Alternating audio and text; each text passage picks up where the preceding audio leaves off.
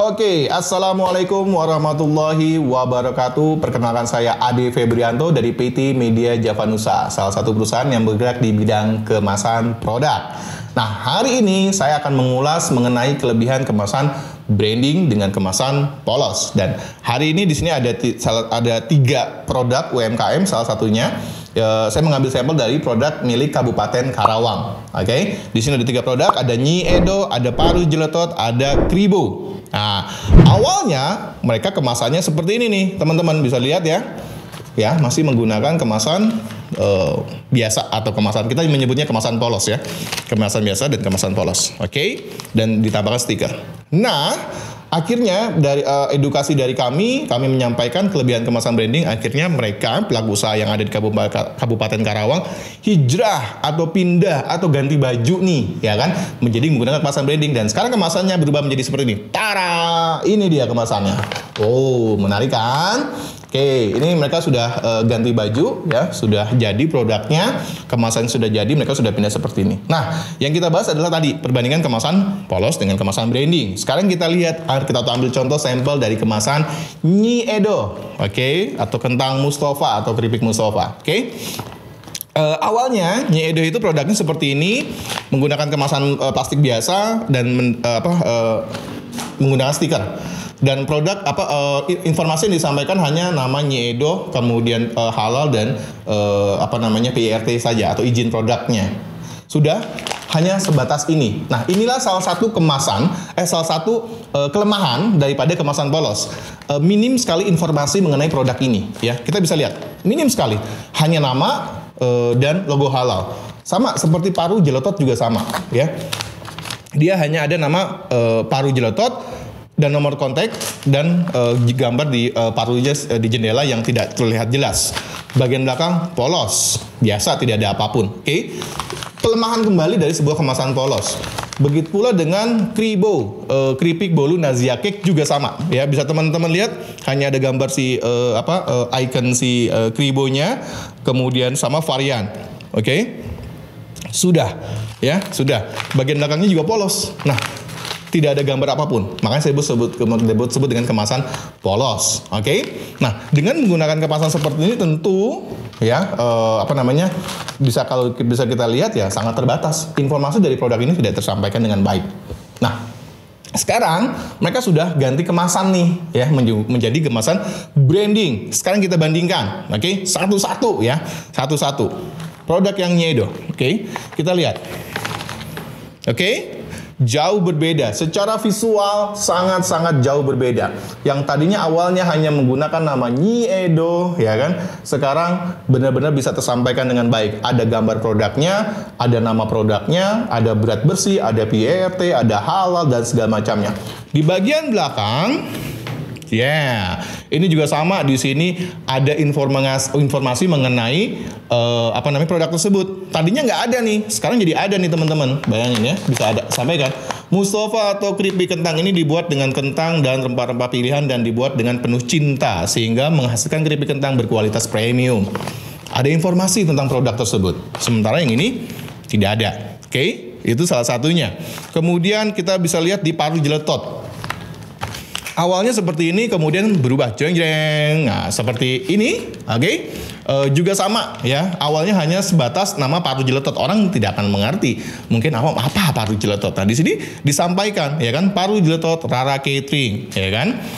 Paru Jeletot Rara Catering dibuat dengan menggunakan paru sapi segar yang diolah dengan baik sehingga menghasilkan paru jeletot dengan kualitas terbaik, komposisi paru sapi, garam dan cabai. Oke, kemudian ada berat bersih, kemudian ada tanggal produksi, ya, ada level tingkat kepedasan dan gambar produk ini sendiri. So, tersampaikan dengan baik semua kelebihan dari produk ini. Kemudian yang berubah produknya lagi adalah Kribo. Kita bisa lihat perbandingannya. Awalnya seperti ini, sekarang berubah jadi seperti ini. Kita lihat ini bagian depannya dan ini lihat bagian belakangnya. Jauh sekali perbedaannya, jauh sekali, oke? Jauh sekali perbedaannya. Nah, sekarang kita akan bahas kelebihannya. Kenapa kita harus memutuskan untuk menggunakan kemasan branding? Yang pertama, dengan Anda menggunakan kemasan branding, ya, tentu ini akan menjadi brand Anda lebih dikenali. Oke, brand Anda lebih dikenali. Why? Ya, tentu dengan Anda menggunakan kemasan branding, dari segi penulisan namanya, fontnya atau jenis hurufnya, kemudian tampilan visual, ini akan menjadikan top of mind buat konsumen. Konsumen akan ingat betul, oh ini kemasan Kribo, oh ini kemasan Paru Jeletot, oh ini adalah Nyi Edo, ya. Ini akan menjadi top of mind, brand Anda lebih dikenal. Oke, beda dengan kemasan yang polos seperti ini. Oke, kemudian yang kedua, menarik perhatian konsumen. Nah, ini tentu satu hal yang sangat bisa dibilang ya. Coba Anda bayangkan produk Anda di display seperti ini, ya, di display seperti ini, dan produk Anda nyempil di sini seperti ini yang sudah kemasan branding. Tentu konsumen pasti akan melihat secara visual terlebih dahulu, ya. First impression-nya dulu yang pertama. Oke, jadi akan menarik perhatian konsumen. Kemudian yang ketiga adalah memfasilitasi kepastian keputusan pembelian, ya. Dengan Anda menggunakan kemasan branding, ini akan menjadi atau membuat konsumen akhirnya memutuskan, saya akan beli produk ini. Why? Bayangkan, kalau yang seperti ini kan tadi tidak tersampaikan dengan baik, tapi dengan seperti ini, tanpa dia membuka produknya dulu, dia paling nggak sudah kebayang, oh produknya akan seperti ini. Gitu loh, paling nggak akan kebayang, sehingga memfasilitasi keputusan pembelian. Yang keempat, kemudian menjadi sebuah media promosi. Bayangkan produk Anda dipajang di sebuah etalase, ya, semuanya gambarnya dengan visual yang seperti ini, tentu ini menjadi sebuah media promosi. Atau bisa juga jadi mungkin sering kita lihat dalam sebuah kemasan ada tulisan buy 2 get 1, buy 3 get 1, atau misal ada kelebihan gramasi ditambahkan di dalamnya, menjadi media promosi. Kemudian yang kelima adalah berbeda dengan yang lain. Beda kan? Beda kan? Beda, ya. Tentu terlihat beda, jadi jauh banget. Nah, itu adalah beberapa dasar kelebihan dari kemasan branding. Nah, tentunya tetap ada kekurangannya juga. Kekurangannya apa sih? Tentu adalah balik lagi kepada harga. Memang kemasan branding agak sedikit lebih mahal.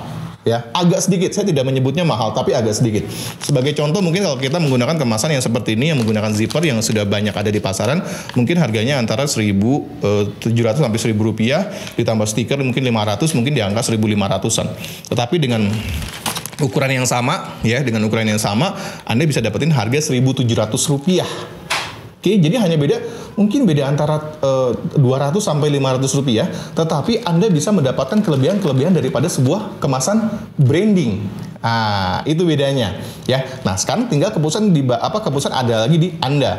Apakah Anda akhirnya mengorbankan margin Anda dengan harga yang sama, ya, dengan kemasan yang telah terbranding tapi harganya sama, atau menaikkan harga 5 sampai 10%. Bagi saya mungkin itu masih worth it, ya, untuk menaikkan harga 5 sampai 10% ke konsumen. Oke, jadi tinggal pilihan kepada Anda, masih menggunakan kemasan polos atau kemasan branding. Dan tadi 5 hal yang saya sampaikan itu hanya sebagian kecil dari kelebihan kemasan branding. Ya, banyak sekali kelebihan lainnya. Tadi Anda akan semakin pede meletakkan atau menjual produk ini di etalase modern market, itu pasti akan jauh lebih pede lagi. Oke, jadi informasi dari saya mengenai kemasan branding dengan kemasan polos sekian. Kita akan ketemu di lain waktu lagi. Terima kasih. Assalamualaikum warahmatullahi wabarakatuh.